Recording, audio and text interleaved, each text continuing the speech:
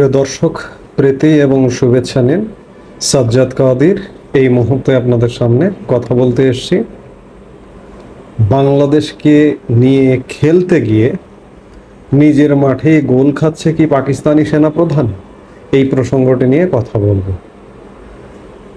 5 August 2024 পরবর্তী সময়ে বাংলাদেশ এবং পাকিস্তান সম্পর্ক অনেক উচ্চ পর্যায়ে চলে গেছে। এমনকি দু দেশের সামরিক সম্পর্কটা উচ্চ পর্যায়ে। দু দেশের সামরিক বাহিনীর উচ্চ পর্যায়ের কর্মকর্তারা ইতিমধ্যে একাধিকবার সফর করেছেন। বাংলাদেশ সেনাবাহিনীর উচ্চ পর্যায়ের একটি প্রতিনিধি দল, বাংলাদেশের PSO principal staff officer lieutenant general ASM Kamrul Islam Pakistan সফর করেছেন। বাংলাদেশের নৌবাহিনী প্রধান পাকিস্তান সফর করেছেন এবং পাকিস্তানের সামরিক গোয়েন্দা প্রধান এবং আরও ঊর্ধ্বতন কর্মকর্তারা বাংলাদেশ সফর করেছেন। অর্থাৎ সেই জায়গা থেকে মনে হচ্ছিল যে পাকিস্তান যেন বাংলাদেশ নিয়ে এক প্রকার ফুটবল খেলায় মেতেছে। কিন্তু আমরা অতি সম্প্রতি সংবাদ পাচ্ছি সেটি হচ্ছে যে পাকিস্তানি সামরিক অভ্যুত্থানের মুখে খবরে যেটি জানা যাচ্ছে যে বাংলাদেশের টালমাটাল রাজনৈতিক পরিস্থিতি, এবার আরেক প্রতিবেশী পাকিস্তানে সেনা বিদ্রোহের শঙ্কা দেখা দিয়েছে।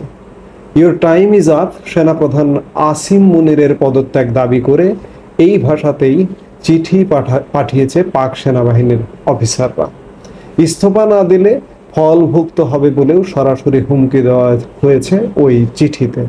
হঠাৎ সেনাবাহিনীর অফিসার ও জওয়ানরা বিদ্রোহ করছে কেন, এমন প্রশ্নও সামনে আসছে। পাকিস্তান সেনাবাহিনী প্রধান আসিফ মুনিরের বিরুদ্ধে অভিযোগ, সেনাবাহিনীকে রাজনৈতিক দমনপীড়নের হাতিয়ার করে তুলেছেন তিনি।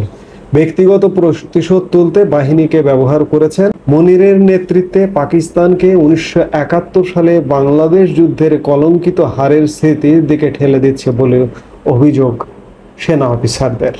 সম্প্রতি বালুচ লিবারেশন আর্মি যেভাবে বালুচিস্তান জাফর এক্সপ্রেস হাইজ্যাক করে আর্মিকে চ্যালেঞ্জের মুখে ফেলে দিয়েছে, সেই ব্যর্থতার পেছনেও মুনিরের ভূমিকাকে দায়ী করেছে পাক সেনা কর্মকর্তারা।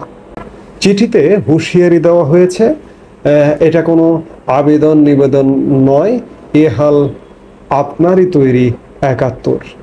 আমরা সেই ভয়ঙ্কর সময়ের ছায়ার আড়ালে আমাদের কবর বানাতে দেব না। মুনিরের বিরুদ্ধে রাজনৈতিক বৈচিত্র্য রাখতে না দেওয়া, সাংবাদিকদের কণ্ঠরোধ করা তথা দেশের গণতান্ত্রিক শক্তিকে ধ্বংস করার অভিযোগ আনা হয়েছে।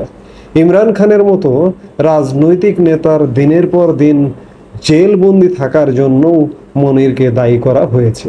পাক সেনা অফিসার ও জওয়ানদের সাফ কথা, অবিলম্বে ইস্তফা দিন, নচেত ভুগতে হবে। একটি বার্তা, কঠিন বার্তা পাকিস্তানি সামরিক কর্মকর্তা এবং জওয়ানদের। আসিম মুনিরের পদত্যাগ চাইছেন কিংবা একটা অভ্যুত্থান সম্ভাবনা দেখা দিয়েছে এবং অভ্যুত্থানের তীর্থভূমি বলা হয় পাকিস্তানকে।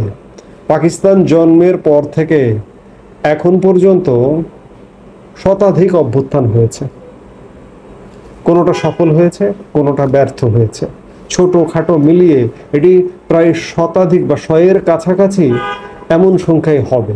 তো সেই জায়গায় আবারও কি নতুন করে অভ্যুত্থান হতে যাচ্ছে? যে পাকিস্তান বাংলাদেশকে নিয়ে ফুটবল খেলতে চেয়েছিল সেই পাকিস্তানকে পিছু হটছে, তাহলে বাংলাদেশের কি হবে?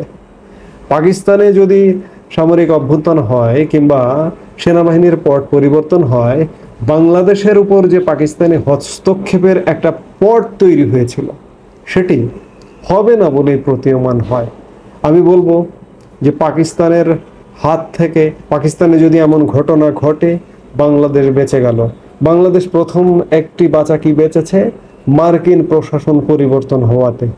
এখনো পুরোপুরি উদ্ধার হয়নি বাংলাদেশ, তবে একটি আশার আলো দেখা গেছে। বাইডেন প্রশাসন পরিবর্তনের ফলে বাংলাদেশের অনেক কিছু পরিবর্তন, নেতিবাচক দিকে যাবার যে একটি সম্ভাবনা ছিল পুরোপুরি, সেটি থেকে বাঁচার একটা আশার আলো দেখা গেছে বাইডেন প্রশাসনের পতনে।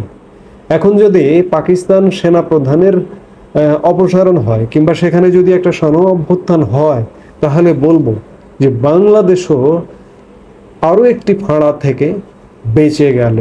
এখন দেখবার বিষয় পাকিস্তানে কি ঘটছে, কিংবা পাকিস্তান বাংলাদেশকে সামনের দিনগুলোতে প্রভাব বিস্তার করতে পারে কিনা সেটি সময় বলতে পারবে। আমরা সেই সময় পর্যন্ত অপেক্ষা করব এবং দেখব। এই মুহূর্তে এ পর্যন্তই। সবাই ভালো থাকুন, সুস্থ থাকুন। আমাদের ভিডিওগুলো নিয়মিত পেতে সাবস্ক্রাইব করুন Sajjad Kadir and the legends YouTube channel এবং লাইক, কমেন্ট, শেয়ার করে সাথে থাকুন।